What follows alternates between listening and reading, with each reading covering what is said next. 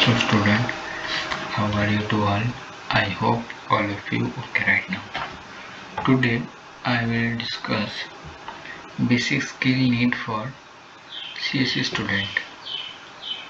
Okay, myself Salman Dalam. तो first जो है वो हमको पता करना होगा स्टूडेंट स्किल जो गाइडेंस है। फर्स्ट जो हमको जानना पड़ेगा वो है प्रोग्रामिंग स्किल। प्रोग्रामिंग स्किल अगर नहीं होगा, ये हमको एक तरफ से टेक्निकल स्किल भी बोल सकते हो आप लोग।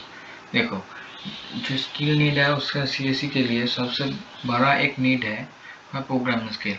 आपको प्रोग्रामिंग स्किल नहीं है तो आपको कैसे कंपनी में रहोगे आप, ठीक है। तो जो प्रोग्रामिंग स्किल्स है उसके जो पार्ट है, इससे जो हमको जो फर्स्ट जो हमको जानना ही होगा बेसिक सी को मदर लैंग्वेज, सब लैंग्वेजों का मदर भी कहते हैं, ठीक है। तो उसके बाद हमको C++ for DSA problem solving के लिए, DSA का मतलब है डेटा स्ट्रक्चर एंड एल्गोरिदम, ये प्रॉब्लम सॉल्विंग के लिए हमको यूज करना है। उसके बाद Python for web development, automation and AI, ठीक है। ये तीनों एक बेसिक स्किल हमको जानना ही पड़ेगा क्योंकि हम CSE स्टूडेंट हैं। हमको ये तीन लैंग्वेज के बारे में हमको पता होना चाहिए, ठीक है, ये बेसिक है। उसके बाद data structure and algorithm, data structure and algorithm इसको भी हमको जानना पड़ेगा। ये भी बहुत इम्पोर्टेंट है, important for placement and coding interviews. तो डेटा स्ट्रक्चर हमको प्लेसमेंट के टाइम, जैसे कंपनी तुमको डेटा स्ट्रक्चर एल्गोरिदम से पूछ सकता है क्वेश्चन, जैसे एरे से क्वेश्चन कर सकता है, link list, stack, queues, tree, graph, sorting, searching, binary, DP and hashing etc. जैसे article on lead code and hacker rank, coding, chief, इस सब के बारे में हमको पता होना चाहिए, ठीक है। और डेटाबेस मैनेजमेंट सिस्टम के लिए भी हमको जानना पड़ेगा। डेटाबेस मैनेजमेंट सिस्टम टुडे के लिए, आज के लिए बहुत इंपॉर्टेंट एक चीज़ है डेटाबेस मैनेजमेंट सिस्टम, DBMS। तो ये है बैकएंड के लिए। तुम सोचो एक वेबसाइट भी तुम इस थोड़ा सिंपल सा एक वेबसाइट भी तुम बनाया तो उसमें हमको DBMS बैकएंड में रहना चाहिए। और वेब डेवलपमेंट के लिए बैकएंड में पाइथन यूज कर सकते हो, PHP इसको आगे जाके हम बताएंगे। तो इसमें क्या पढ़ना चाहिए हमको, SQL queries, joins and normalize, ER diagrams, ACID properties and using MySQL, okay. और वेब डेवलपमेंट के लिए, फ्रंट एंड के लिए HTML, CSS, Java, back and में जो बताई मैंने पाइथन का जो फ्रेमवर्क है, ये दोनों Django और Flex और PHP, Node.js, ठीक है। और ऑब्जेक्ट ओरिएंटेड प्रोग्रामिंग के लिए class, object, encapsulation, inheritance, polymorphism, abstraction, ये तो हमको जानना ही पड़ेगा।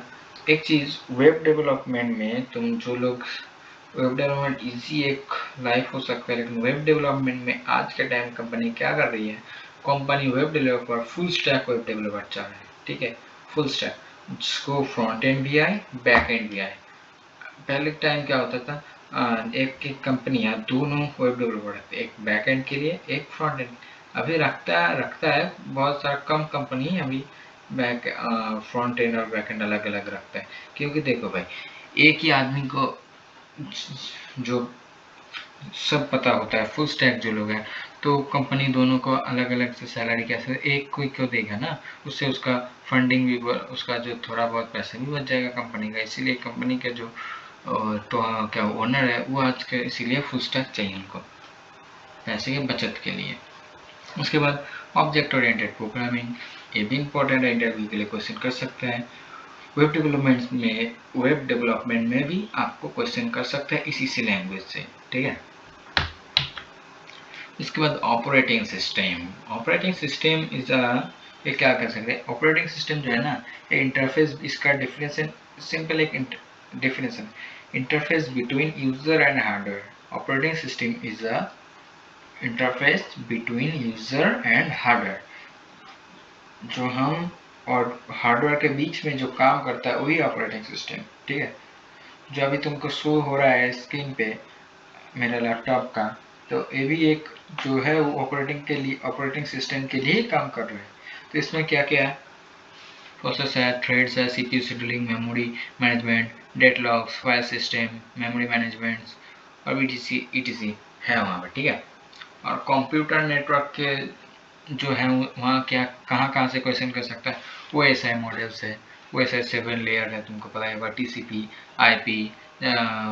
IP address, HTTPS, hypertext transfer protocols, DNS और नेटवर्क सिक्योरिटी। और ओएसआई का 7 लेयर्स है, ठीक है। Git and Git hubs, learn for commands, तो तुम यहाँ पर अपना सब प्रोजेक्ट अपलोड कर सकते हो। और सॉफ्टवेयर डेवलपमेंट के लिए debugging, testing, code optimizing, documentation, HDLC, अजाई, ये सब मॉडल तुम यूज़ कर सकते हो सॉफ्टवेयर डेवलपमेंट पर्पस के लिए यूज़ करने के लिए। उसके बाद है cyber security basics, authentication and authorize, encapsulation, SQL, XSS, HTTPS. और सॉफ्ट स्किल्स के लिए जो हमको इम्प्रूव करना चाहिए, इम्प्रूव इंग्लिश कम्युनिकेशन और work team and particle presentations, web development, develop aptitude and recognize skills, okay। और जो प्रोजेक्ट फॉर डिप्लोमा और बीटेक दोनों के लिए यहाँ पर बाय डिफ़ॉल्ट डिप्लोमा लिखा हुआ है, मैंने बाय डिफ़ॉल्ट हो चुका था। तो जो फर्स्ट में जो है स्कूल मैनेजमेंट सिस्टम डिप्लोमा के बाद तुम कर सकते हो, इससे बेसिक है ये डिप्लोमा के, तो इसको आना ही चाहिए भाई, नहीं तो डिप्लोमा का उस तुम्हारा जो सर्टिफिकेट है वो कोई काम का नहीं है, ठीक है। और स्कूल ईआरपीज है, स्कूल मैनेजमेंट सॉफ्टवेयर है। मैंने जब डिप्लोमा प्रोजेक्ट में हमने दोनों चीज़ बनाया, एक था स्टूडेंट मैनेजमेंट सिस्टम का और एक टास्क मैनेजमेंट सिस्टम बनाया था डिप्लोमा फाइनल ईयर में प्रोजेक्ट में हम लोग ने बनाया। उसको तुम लिंक चाहिए तो मुझे बता देना, मैं उनका डॉक्यूमेंटेशन में तुमको दे दूंगा, प्रोजेक्ट भी मैं दे सकता हूँ तुम लोगों को, क्योंकि मैं उससे भी नंबर मिल चुका है। और भी जो क्या है ना, attendance management system, student result portal, e commerce website, ये सब डिप्लोमा के बाद तुम लोगों को जो जानने हैं, ये बेसिक चीज़ है, ठीक है। और क्या है तो लाइब्रेरी मैनेजमेंट सिस्टम है, क्विज एप्लीकेशन है, weather apps, to do listen apps, chat application, okay. और क्या, आज के लिए चलो, थैंक यू वीडियो पूरा देखने के लिए। तो चलो मिलता है नेक्स्ट वीडियो में। इसी तरह और भी वीडियो आप लोगों को चाहिए तो कमेंट करना, लाइक करना, शेयर करना, ठीक है। चलो मिलते हैं नेक्स्ट वीडियो पे, टाटा बाय बाय।